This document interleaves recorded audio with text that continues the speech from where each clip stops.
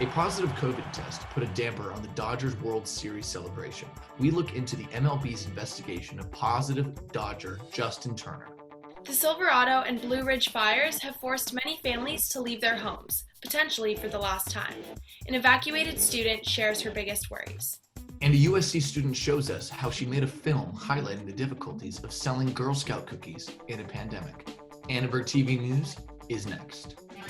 Live from USC, you're watching Annenberg TV News.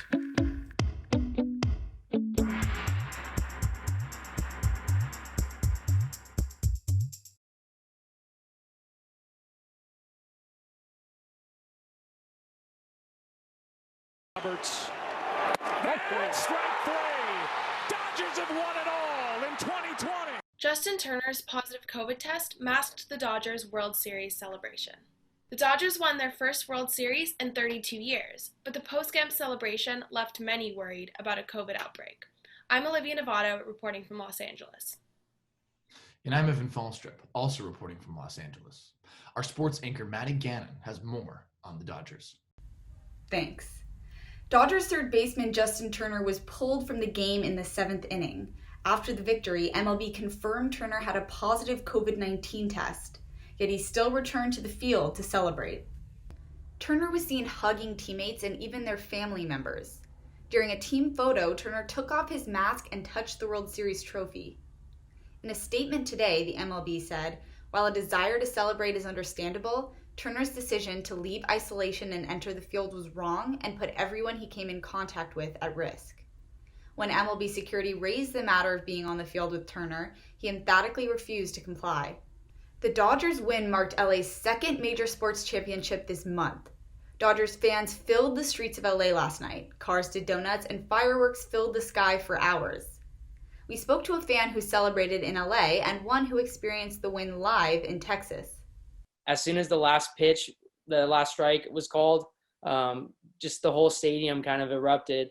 People were going, they were just losing their minds pretty much. Like it was cool. It almost felt like we were back at Dodger Stadium. There were several hundreds of cars going through. And so it turned into a parade of sorts because everybody was in their cars. They were hanging out of the cars, sitting either on the sunroof or on the side of the door, honking the horns. The Dodgers released this statement this morning. While the wait for a world championship is finally over, a celebration worthy of our great fans in the city of Los Angeles will unfortunately have to wait until it is safe. An assistant professor of clinical preventive medicine said she fears the unofficial celebrations will lead to an uptick of COVID cases in LA. So we really are discouraging people from gathering to celebrate as hard as it is, but we are really discouraging them from gathering in order to continue the downtrend of cases and of positivity rates so that we can open sooner. No Dodgers or Rays players tested positive for the virus this morning. The commissioner's office is still investigating the matter. I'm Samantha Moscow reporting from Los Angeles. A federal judge has ordered the United States Postal Service to do whatever it takes, extra deliveries, even overtime, to make sure ballots are delivered on time. Got it about a month ago. It was delivered to my house in Illinois, even though I listed my LA address. So that was kind of like annoying already. So my mom shipped it out to LA and then I filled it out here, sent it back. And then that was like about 3 weeks ago, about a month ago. And then just yesterday, I got in the mail a notice from my county office that the signatures were mismatched and they were going to invalidate my ballot. So I filled out this other form, emailed it back, and I was like, if I can email it, to you guys to make sure it doesn't get invalidated, how come you couldn't have emailed me 3 weeks ago instead of mailing this thing, And had I never followed up or was calling constantly, like I called every day essentially for a week demanding more information about my ballot, I probably wouldn't have received it and I probably would not have been able to vote in the 2020 election. More than 69.5 million Americans have already mailed in their ballots or voted early in person, and a record number of residents from Texas and Florida have voted. It hasn't always been easy to vote, especially for students who live out of state. Notwithstanding the fact that it's good that the federal judge has taken action here and is monitoring the USPS's compliance with his order, I think at this point it's simply too late to really rely on the Postal Service to get your ballot in on time, unless you have a postmark rule and you can cast a ballot in your state But even in those circumstances, it's going to be a little tricky to guarantee that it's received within a certain number of days of election day. So my strong advice at this point is for people to return it to drop boxes, return it to any other site other, and avoid the U.S. Postal Service at this point. Young voters usually do not vote early and prefer to vote in person. This will be a group to watch on Tuesday. And on that note, get out and vote if you haven't already. Despite the rain, people in Knoxville, Tennessee lined up to vote for the final day of in-person early voting in the state. We talked with two people who had different reasons for casting their ballot today. I always figured if you want to fuss about something, don't do it if you haven't voted. It's your chance to have a say before things get bad. So I go to school at Alabama. I actually drove up to make sure that my vote got counted, just because I didn't want to go any other way. Yeah, it is damp, a little bit cold. I can show you. Do you want to see the line? Yeah, that would be great. Let's see if I can flip this. It goes from all the way over here, all the way. Every state sets its own deadline for in-person early voting. Here in California, you still have time. Early voting started October 5th and will run up to the day before the election. The Blue Ridge Fire and the Silverado Fire are still burning through Orange County. Together, they have destroyed 27,000 acres. Cal Edison admits their equipment may have touched off the Silverado blaze. Still threatened, Chino Hills, Whiting Ranch Wilderness Park, Foothill Ranch, Loma Ridge, Santiago Canyon, and Majiska Canyon. It literally is like, oh my gosh. Getting bigger and bigger. That literally just got bigger in like seconds. Thousands of residents are being forced to leave their homes. A high school student describes how she was forced to leave with only a shoebox filled with her most prized possessions. There was like ash in my shower from like the little window that was like open. Just like so smoky. The whole house smells. All of our like food places, grocery stores, like everything within our town is like closed. And I know today, like if I leave, I won't be able to get back to my house because all of our roads are closed. My friends were literally like, their parents were like putting out the fire with their own hose, like trying to help as best as they could. And it's just like overwhelming to think that like I have to be applying to college, but then I might be like losing my house. The Silverado Fire is just under 5% contained, and the Blue Ridge Fire is 16% contained. As we enter the week leading up to the election, emotions are running high. For some students, they say keeping up with the race for the White House has taken a toll on their mental health. I came from like a developing country in which like the politics there I feel like is very much like up in the air, like constantly stuck between a rock and a hard place. So I like kind of grew up thinking like, oh, American government's like this cool, like open democracy kind of place. But like kind of now it's like, oh, we don't really have a say in our own future. So it's been kind of like stressful and like upsetting a lot lately. Students feeling overwhelmed and anxious on Election Day can attend the Community Election Day Town Hall, presented by the Annenberg Cross-Cultural Students Association. It will serve as an open forum for students to discuss their election fatigue and hopes for the future.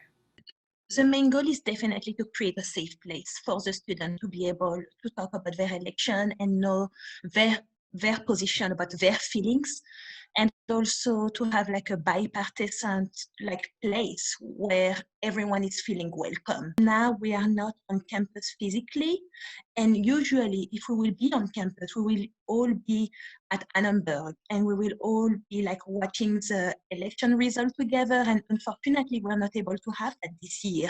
So the whole goal is to recreate this sense of community. The town hall begins at 10 a.m. on Election Day. Taking all-day online classes is exhausting, but doing so after midnight is a lot more challenging.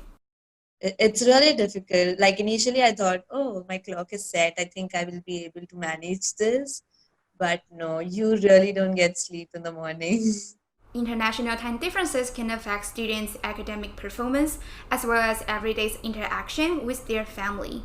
The burden for some students is so difficult that they are planning to return to the US next semester. So it's currently 12 something, 12:10, 15 a.m.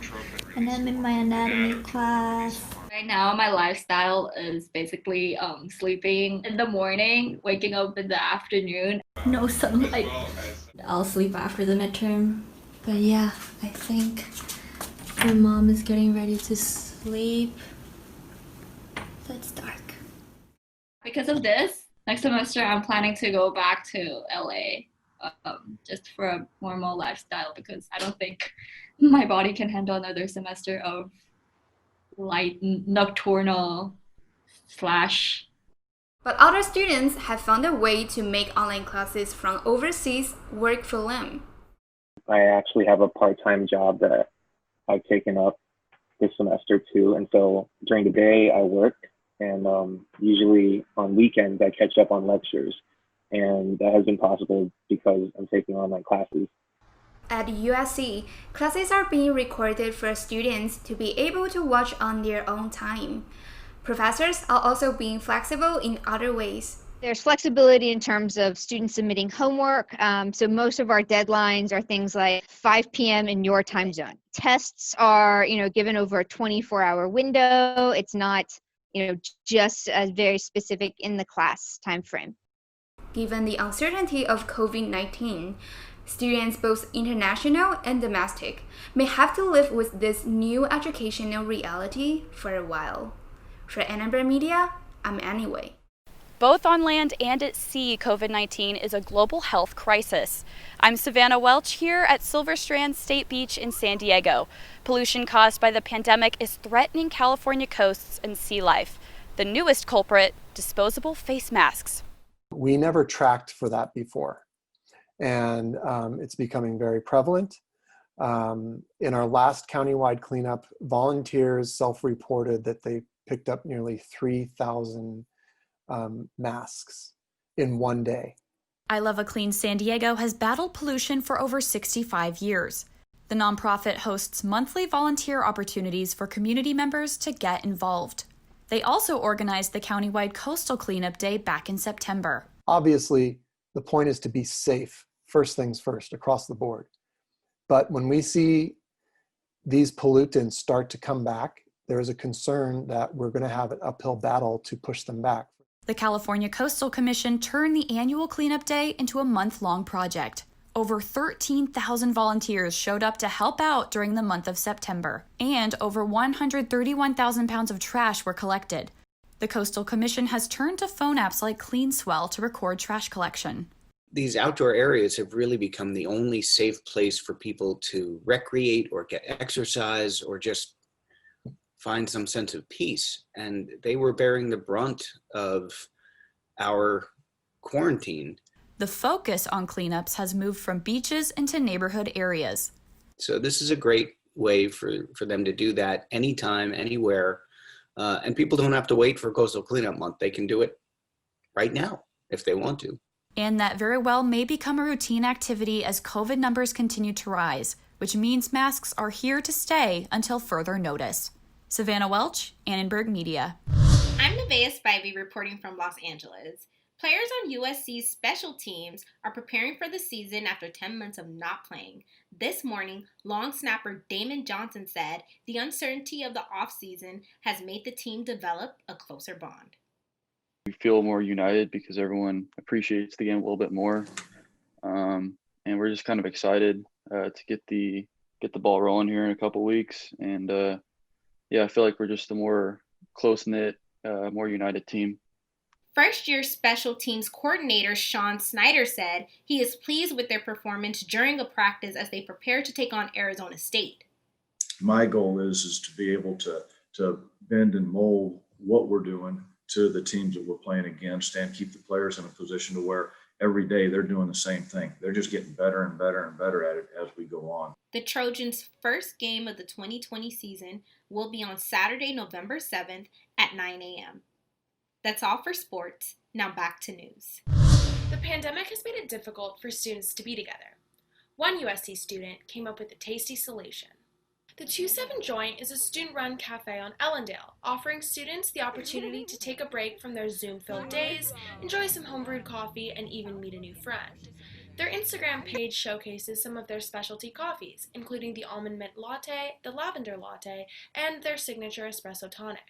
Britt Jacobson created the 2-7 coffee joint to give some Trojans a little sense of community with their caffeine. I like the concept of creating spaces for people to meet, to relax in. I want to encourage people to get outside. I think we're looking at our laptops and our devices all the time. Every drink is made by me, made with love, and hopefully people are exploring new flavors. She brings her tortoise out for people to kind of pet and look at, and then there's a set of bongo drums, and there's always just some music playing in the background. She's doing it for a great cause too.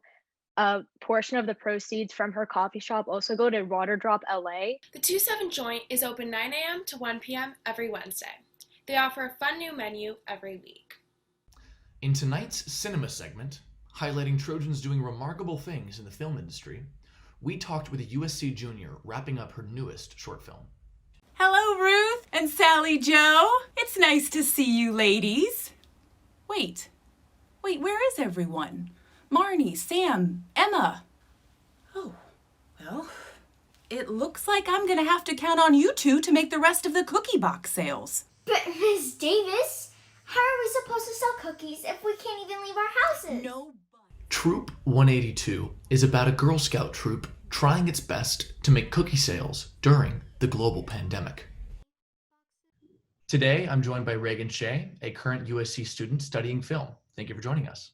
Hi, thank you for having me. So tell me a little bit about Trip 182. What's the process been like making that film? But yeah, I wanted to kind of use the whole idea of how kids can still be kids in this time period where we're all online and we're kind of stuck inside our houses, and using the internet as a way to perhaps show that playful side of kids, as well as walking the fine line of internet and selling things. I think my favorite part about this film and making it was just seeing how we were all in different geographical locations. One of my actresses was in New York, 2 were in LA, and then even my crew, I was in LA, the other 2 were in Chicago and Texas, and just seeing how we could still all come together creatively and logistically to make it happen was so surprising and in a good way. That's really interesting. Did she say what it was like to work with such young actresses? I'd imagine it's kind of hard on Zoom. Yeah, she said that the actresses were surprisingly adaptive, despite their age. Normally actors need a little bit of warm up and just to get into the acting mentality right before they go on set, but they're in their rooms, right? So she said that they were very just quick, going into character. So pretty good on them. Yeah, pretty impressive for some young actresses. Well, that wraps it up for us on this Wednesday. Thanks for tuning in. From all of us at Annenberg TV News, have a good night.